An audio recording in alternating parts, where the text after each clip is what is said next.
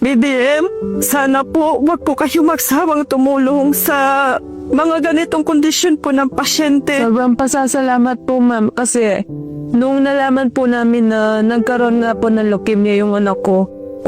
Mga kababayang muling pagbabalik kay Dina 28 at eto, samahan niyo ako at meron lang akong ipapakita sa inyo at ipakita natin sa mga nasa kabilang grupo na meron talagang ganito na programa ang administrasyon mga kababayan, no?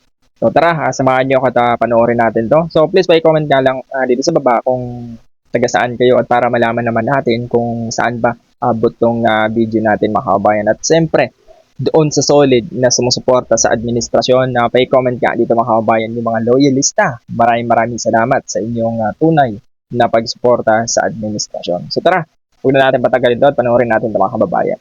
At ko kay Pangulong Bongbong po na ahaba po yung buhay ng anak ko na may ganito po siyang pinatayo para po sa libre pong pagpapagamot na kung wala pong ganito ma'am, di po namin alam kung saan kami kukuha kung paano namin siya mapapakimos. Panalangin at lakas lang po ng loob yung pinanghawakan mo.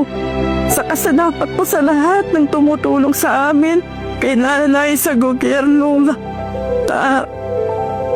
BBM, sana po wag po kayo magsawang tumulong sa mga ganitong kondisyon po ng pasyente.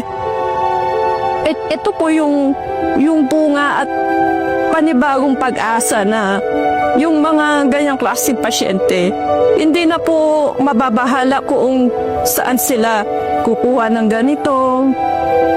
May pamasahe o may pang ano ka ba, baka may bill o kaya ano kaya yung gamot, may stock pa kaya yun, ganon eh.